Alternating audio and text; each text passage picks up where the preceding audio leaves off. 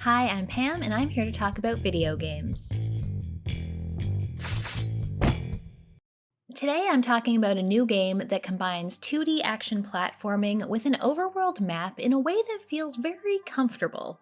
It's Twilight Monk. Twilight Monk is developed by Aquatic Moon Games and is available for PC and Switch. I played this on PC with a code provided by the publisher. The game is based on a series of comics. In the land of Speria, which has been shrouded in darkness and beset by monsters, you play Raziel, a Twilight monk who is the land's last hope. You must collect the rings of Triskelion and prevent the traitor Nox from releasing the World Eater. After a brief introduction, you're thrown into the action and introduced to your weapon, the Phantom Pillar.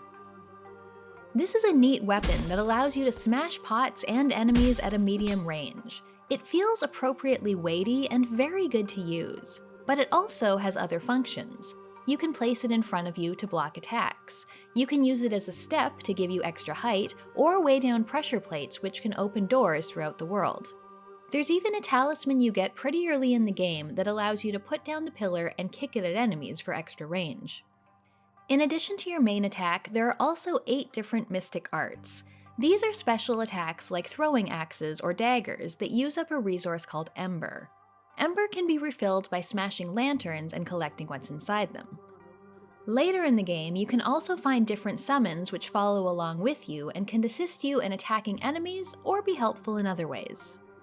There's also a bit of customization offered from 26 different collectible talismans, which can buff you in ways like increasing your pillar's range, modifying your mystic arts, or making you invulnerable for longer after taking damage. As you explore the world and kill enemies, your character will level up, increasing your damage output. The game features many interconnected dungeons, each with their own feel and enemy types.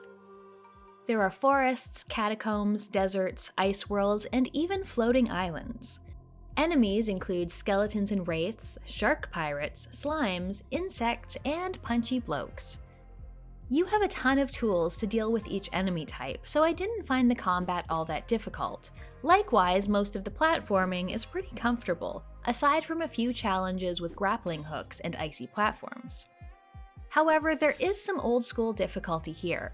You don't have any on-demand healing abilities. You can find food which restores health in treasure chests or infrequent enemy drops. Sometimes you find some wall meat. Health is also restored when you save or level up.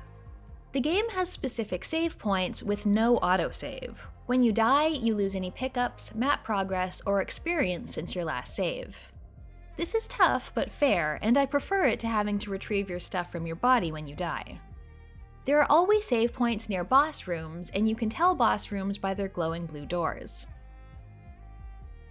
There are a good amount of boss fights which all feel quite distinct. Some are giant eyeballs, some are quick and closer to your own size, while others tower over you, or feature multiple antagonists.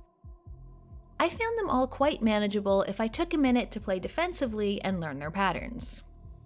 After major boss fights, you get new abilities which allow you to explore more of the world. Most of these are pretty familiar, like dash, double jump, slide, and the ability to dive underwater. While most of your time in Twilight Monk will be spent in 2D dungeons, exploring, platforming, and fighting, you travel between those dungeons and visit towns in an isometric view. Towns are full of people to talk to and shops to visit. The main town is where you'll learn where to go next, as well as be met with challenges like monster hunts, which reward you for killing certain numbers of enemies. You can buy items like map pieces, keys to open chests, and talismans with penny, the game's currency. One particularly useful item offered in some shops is a potion that will bring you back to life once if you run out of health. It's always a good idea to have one of these on you. Some of the game's optional side content was not of particular interest to me. The combat challenges in the arcade were a bit dull, and a food seller offered buffs, but they only lasted 10 minutes and took effect immediately, so I never really thought about them. Enemies roam the map while you travel between towns and dungeons, and while I was worried that this would get annoying, it's honestly not that bad. It gives extra enemies for your monster hunts, chances of treasure, and can be fairly easily avoided if you're not interested in a fight. You can also just run off the combat screen at any time. There is the occasional treasure chest to find or character to talk to in the overworld map, but it's mostly a way to get from one point to the next. I really like the combination of Zelda-like, metroidvania, and JRPG presentation. It all flowed together really well. And though this is a dungeon-based game, you're given plenty of reasons to go back to previous dungeons to use your new abilities. Not just to find collectibles and secrets, but also for progression and story reasons. The dungeon maps look really nice, but unfortunately aren't very detailed, and you can't place any markers on them. I would have found that very useful.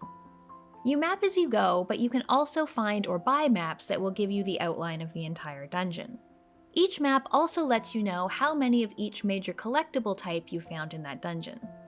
You are given plenty of reasons to explore thoroughly, as you can find crystals which increase your maximum health or maximum ember. You can also find talismans, collectible blue spiders, and lots of treasure chests which contain penny, food, and XP. I really love the look of this game. The subdued colors and bold lines are calming and nice to look at, and it's dark without being gloomy. The environments look a little misty, while the enemy and character designs are bold. The user interface is also really nice. It looks great and tells you everything you need to know. I find the menus particularly pleasing. I love the font and how much detail you're given. You can easily see your abilities, the bestiary is great, and a progress screen gives a very granular breakdown of how much of the map, collectibles, and story you've completed.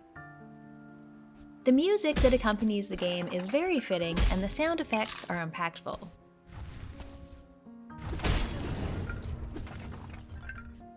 This game wears its influences on its sleeve. While playing, I'm frequently reminded of Zelda with its dungeons and 3 geometric shapes to collect, Hollow Knight with its visual style, Castlevania's sub-weapons, blood fountains, and wall meat, and even a little bit of Donkey Kong Country. I do wish there were a few more settings options available, like button remapping, though I did find the control scheme very good. I had the occasional technical issue when trying to dive into water. Sometimes Raziel would just bob on the surface, not allowing me to dive or jump out, and I'd end up spamming all my inputs for a few seconds until it fixed itself.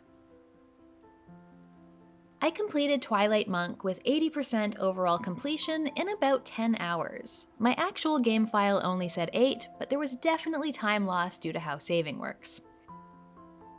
Writing this script, I kept removing the word cozy as a descriptor because it brings to mind life sims with no fail state, but I really felt cozy playing this.